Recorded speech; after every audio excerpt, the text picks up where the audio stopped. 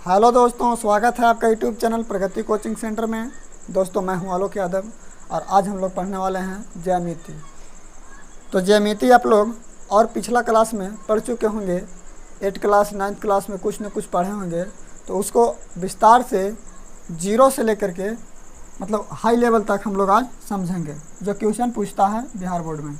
दोस्तों अगर ये वीडियो पसंद आए तो लास्ट में सब्सक्राइब करिएगा, कोई जल्दी नहीं है। आप वीडियो को अंत तक बने रहिए और ज्यामिति के बारे में अच्छी तरीक़ा से समझिए। दोस्तों ज्यामिति को इंग्लिश में ज्योमेट्री बोलते हैं और इसका दूसरा नाम रेखा गणित हुआ। ज्यामिति का जनक या ज्यामिति का पिता यूक्लिड जी हुए हैं। ठीक है, यूक्लिड को हम लोग ज्यामिति का जनक या ज्यामिति का पिता भी कहते हैं। दोस्तों सबसे पहले हम लोग को पढ़ना होगा ज्यामिति में बिंदु यानी कि पॉइंट। ये छोटा छोटा पॉइंट को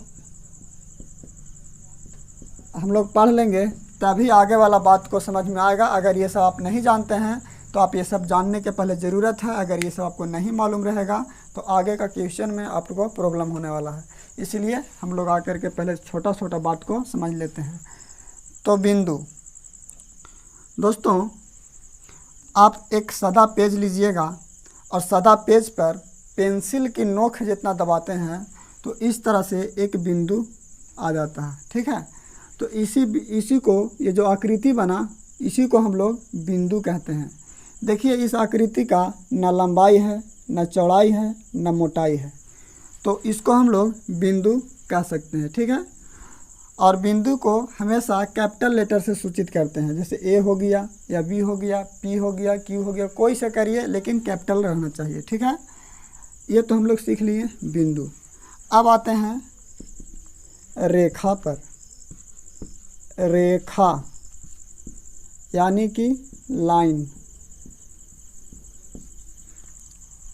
दोस्तों रेखा जो है आपका वो बिंदुओं का ही एक समूह होता है। जैसे आप देखिए एक बिंदु है, अगर इस बिंदु का आगे एक और बिंदु दे दीजिए, इसी प्रकार से बिंदु को देते जाइए और एक सीधा रेखा में मतलब सीधा लाइन की तरह इसको होना चाहिए और बिंदु बिंदु ही दीजिए। यानी कि एक लाइन में एक रेखा में हम लोग का अनंत बिंदु होता है और ये बिंदुओं का समूह मिलकर ही हम लोग को रेखा बनाता है। दोस्तों रेखा के दोनों ओर तीर का निशान रहता है।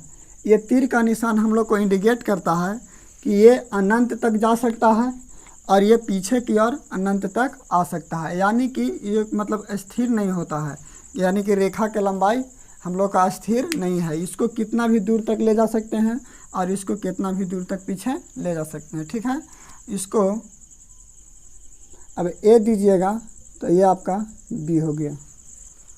और अगर रेखा को सूचित करना होगा तो हम लोग को इस प्रकार से सूचित करना पड़ेगा, दोनों तरफ ऊपर तीर का निशान। अगर रेखा ए भी लिखना है तो इस प्रकार से। रेखा का नहीं चौड़ाई होता है नहीं मोटाई होता है, रेखा का सिर्फ और सिर्फ लंबाई होता है। ठीक है, आपको इसका डिफिनेशन स्क्रीन बोर्ड पर नज़र आ जाएगा। ठीक है, स्क्रीन बोर्ड पर जो आपको दिया है, जो इस तरफ से दिया रहेगा, इधर स्क्रीन बोर्ड पर जो आपको इस तरफ दिया रहेगा वो पार्ट को आपको नोट कर लेना है। ठीक है, आप यहाँ पर समझ लीजिए और आपको जो स्क्रीन बोर्ड पर दिया रहेगा उसको आप कॉपी में नोट कर सकते हैं। ठीक है, आगे देखिए दोस्तों, अगर इस रेखा को यानी कि ये आपका रेखा हो गया, दोनों तरफ तीर का निशान दे दिए। ठीक है, अब इसमें से हम यहाँ और यहाँ से एक लाइन को काट लेते हैं। तो काटने के बाद कुछ इस प्रकार से आ जाएगा। ये मान के चलिए ए है और ये आपका बी है, तो ये भी ए और बी हो गया। यानी कि रेखा में से हम कुछ लाइन को खंड कर दिए और खंड करने के बाद देखिए इसका तीर का निशान ख़त्म हो गया। यानी कि इसको हम लोग रेखा खंड बोलेंगे। क्या बोलेंगे दोस्तों? रेखा खंड बोलेंगे कि रेखा में से ही काटा हुआ है और ये रेखा खंड हो गया। देखिए इसको आगे तक बढ़ा सकते हैं, इसको भी आगे तक बढ़ा सकते हैं, लेकिन इसको आगे तक नहीं बढ़ा सकते हैं। जितना काट लिए उतना ही ये सीमित हो गया। यानी कि हम कह सकते हैं कि रेखा का लंबाई सीमित रहता है, इसका चौड़ाई नहीं होता है और इसका मोटाई भी नहीं होता है। तो ये आपका हो गया रेखाखंड।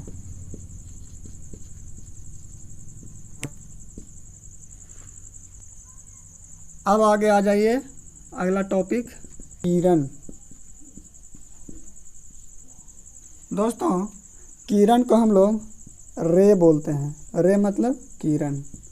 तो किरण को हम लोग समझेंगे कि किरण होता क्या है और वो कैसा भाग है। दोस्तों, किरण का एक बिंदु फिक्स होता है और दूसरा बिंदु फिक्स नहीं होता है। यानी कि हम इसको अनंत तक खींच सकते हैं, लेकिन इसको पीछे आप 1 mm भी घसका नहीं सकते हैं। यानी कि हम इसको आगे खींच सकते हैं और इसको खींच नहीं सकते हैं। ये आपका हो गया किरण।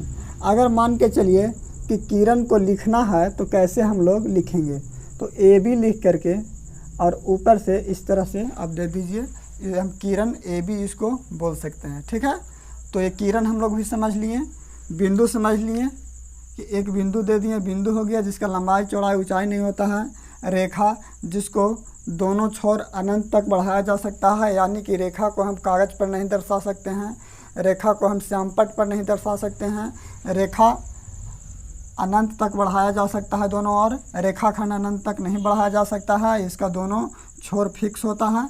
और किरण को एक छोर फिक्स होता है और दूसरा फिक्स नहीं होता है, इसको अनंत तक बढ़ाया जा सकता है। ठीक है दोस्तों, अब हम लोग आगे देखेंगे कि संरेख बिंदु क्या होता है और असंरेख बिंदु क्या होता है। संरेख बिंदु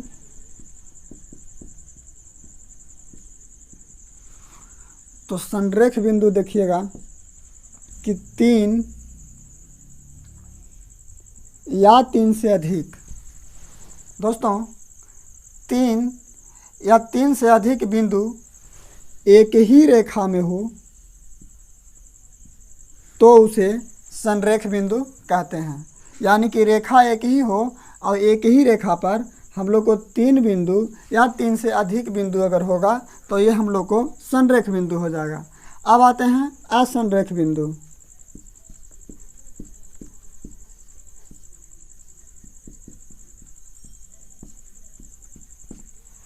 तो असंरेख बिंदु देखिएगा दोस्तों कि 3 या 3 से अधिक बिंदु एक रेखा में ना हो, अलग अलग हो, तो उसे हम असंरेख बिंदु कहते हैं। जैसे में देखिए, ये जो आपका बिंदु हो गया और ये बिंदु हो गया और ये बिंदु हो गया, तीनों देखिए एक ही रेखा में है नहीं है। यहाँ से जाएगा तो पहले यहाँ जाएगा, उसके बाद यहाँ जाएगा और उसके बाद यहाँ पर आ जाएगा। यानी कि एक त्रिभुज बना दे रहा है।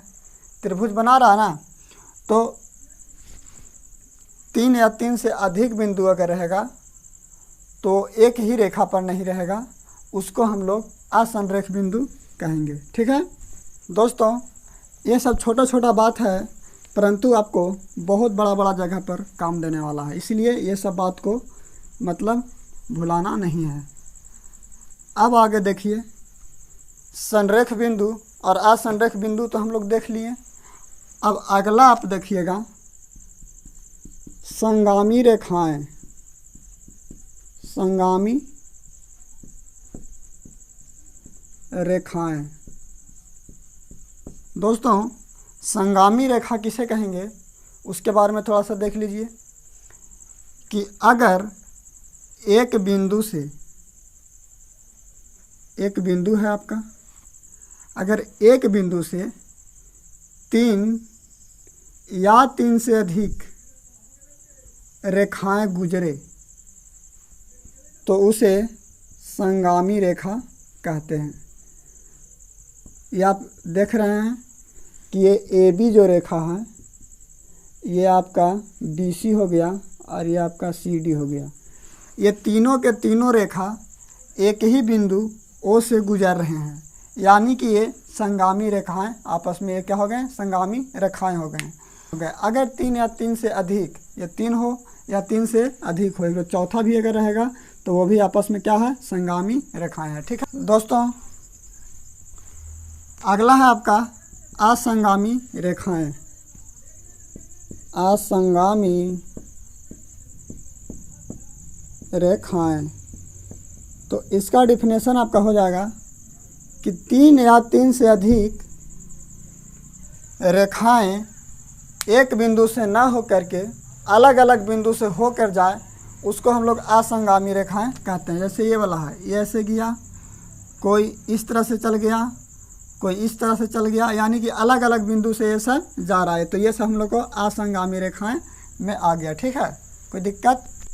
दोस्तों अगला आपका टॉपिक है कोण, यानी कि एंगल।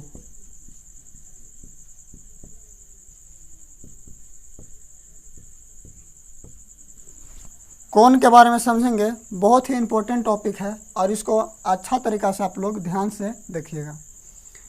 तो इसका डिफिनेशन हो जाएगा कि 2 किरण या 2 रेखाखंड से मिलकर जो झुकाव पैदा होता है, उसी झुकाव को हम लोग कोण कहते हैं। जैसे अगर मान के चलिए कि ये एक रेखाखंड है और ये भी एक रेखाखंड है, अगर इसको मिलाने से एक झुकाव पैदा हो रहा है, तो ये जो झुकाव हो रहा है जितना डिग्री का, उसी को हम लोग कोण बोलेंगे। ठीक है, जैसे में आप देखिए इस प्रकार से, ये आपका किरण है और ये भी आपका एक किरण है। अब ये दोनों को एक ही बिंदु पर मिला दीजिए और इससे जो झुकाव पैदा हुआ ये वाला, यही आपका कोण हो गया। कोण को हम लोग डिग्री या अंश में मापते हैं, डिग्री या इसको अंश में हम लोग मापते हैं। ठीक है, यह आपको हो गया कोण। दोस्तों कोण के प्रकार को हम लोग देख लेते हैं कि सबसे पहले आपका हो जाएगा न्यून कोण।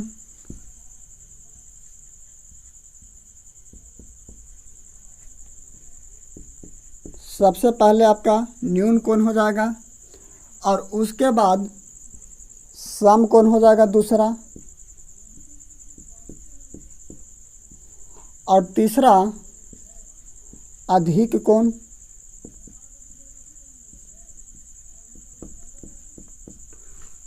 और चौथा हो जाएगा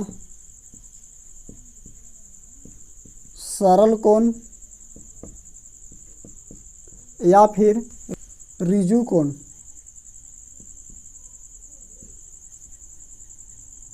ऋजु कोण।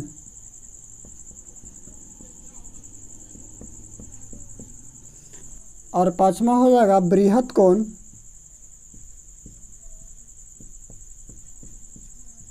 या पूर्ण युक्त कोण।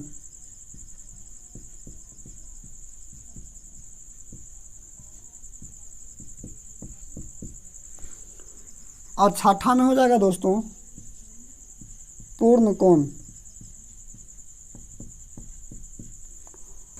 और सातवां हो जाएगा शून्य कोण। तो अब इसको बारी बारी से समझ लेते हैं और ये कोण हम लोग को समाप्त हो जाएगा।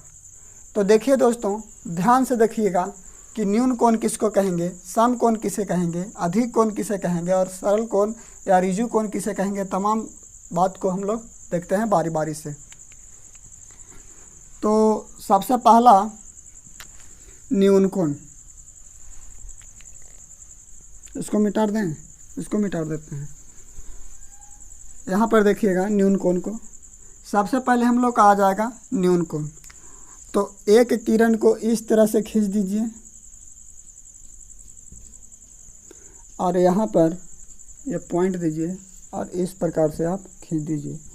ये जो हम लोग का कोण बना, ये 90 डिग्री से कम बना है।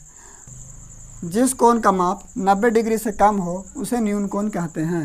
आप यहाँ पर देखिए ये न्यून कोण हो गया, 90 डिग्री से कम है, 90 माइनस थीटा। ठीक है, ये 90 डिग्री से आपका कम हो गया।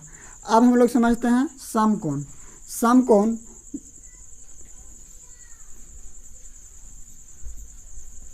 इसको मिटा दीजिए। अब हम लोग समझते हैं सम कोण।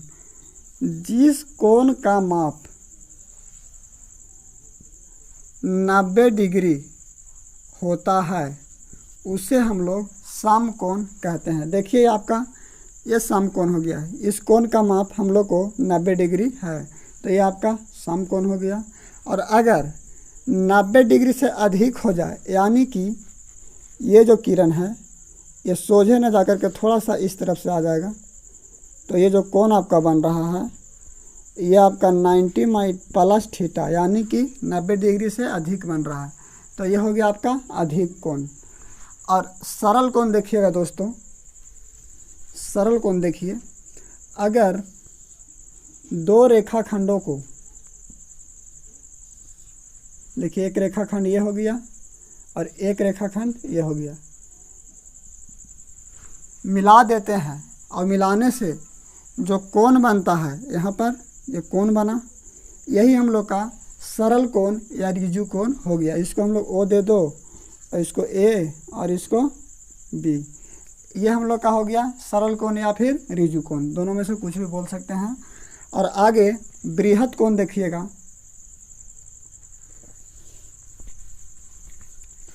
बृहद कोण जैसे मान के चलिए कि आपका एक किरण है और यहाँ पर ये ओ बिंदु है।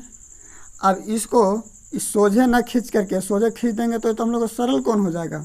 अब सोझे ना खींच करके हम इसको नीचे खींचते हैं, यानी कि जिस कोण का माप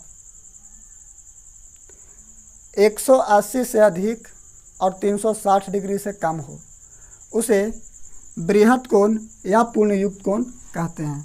जैसे में आप इसको देख सकते हैं, ये जो आपका हो गया ये 180 प्लस थीटा, यानी कि 180 से अधिक है और 360 से कम है।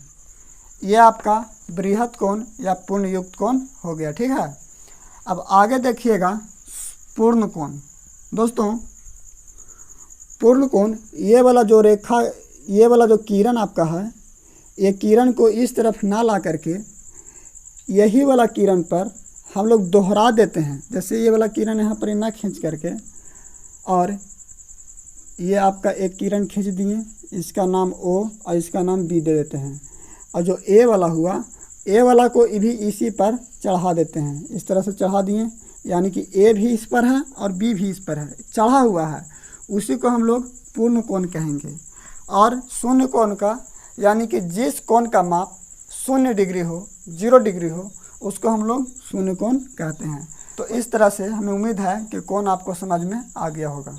दोस्तों इस प्रकार से अब हम लोग आगे की ओर बढ़ते हैं, और आगे हम लोग ध्यान से देखिएगा, टॉपिक बाई टॉपिक आप लोग लिखते जाइएगा और स्क्रीन बोर्ड पर से आप लोग नोट करते जाइएगा, ठीक है।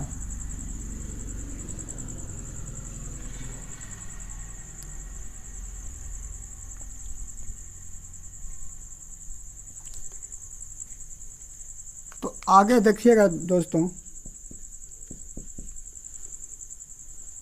पूरक, लंब पूरक,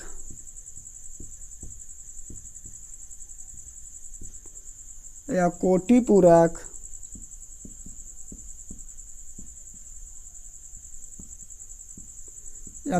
या फिर अनु पूरक किसे कहेंगे, ठीक है। पूरक, लंब पूरक, कोटि पूरक या अनुपूरक किसे हम लोग कहेंगे, ठीक है। तो यहाँ पर समझिएगा कि अगर दो कोणों का योगफल 90 डिग्री हो जाए, यानी कि दो कोण रहेगा, वो दोनों कोणों को जोड़ने पर उसका माप 90 डिग्री आ जाए, तो उसको हम लोग पूरक, लंब पूरक, कोटि पूरक या अनुपूरक कहते हैं। जैसे में आप देखिए यहाँ पर कि ये एक किरण है आपका, ये ओ हो गया, और इसको कुछ नाम दे दीजिए, ए दे दीजिए, और इस प्रकार से आपका एक ठो किरण ये हो गया,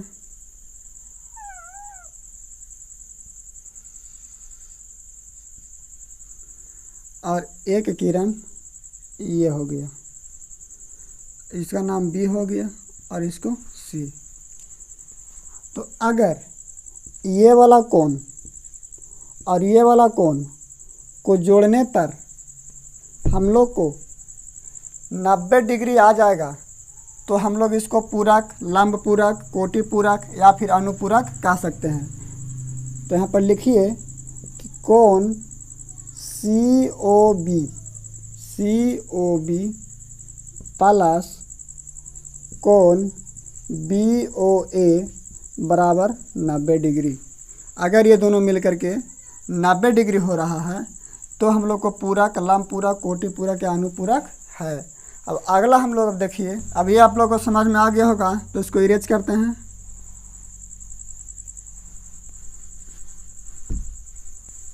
अगला है दोस्तों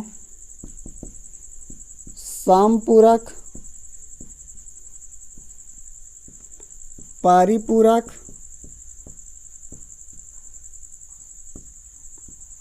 या ऋजु पूरक।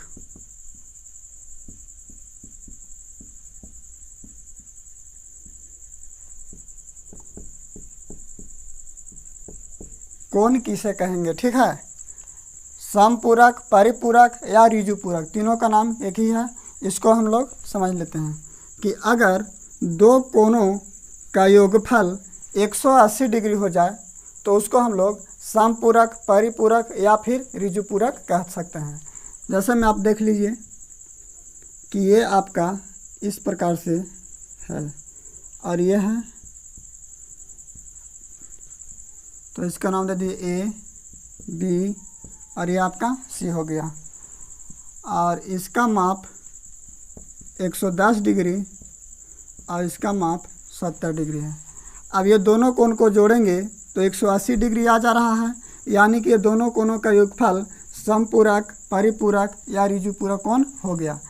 तो यहाँ पर लिख सकते हैं कि कोण AOB प्लस कोण BOC बराबर 180 डिग्री, यानी कि समपूरक, परिपूरक या ऋजु पूरक। आप इसको समझ गए होंगे, कोई दिक्कत इसमें? तो दोस्तों ये आपका पार्ट 1 वीडियो हुआ और पार्ट 2 वीडियो में इसके आगे जितना ज्योमेट्री का बात है वो सारा का सारा बात आगे बताएंगे। आप लोग को पार्ट 1, पार्ट 2, पार्ट 3 करके ज्योमेट्री का मतलब ख़त्म करेंगे, ठीक है। आप लोग एक भी वीडियो को मत देखिएगा। अगर ये वीडियो अगर पसंद आए तो मेरे चैनल को सब्सक्राइब कर दीजिएगा।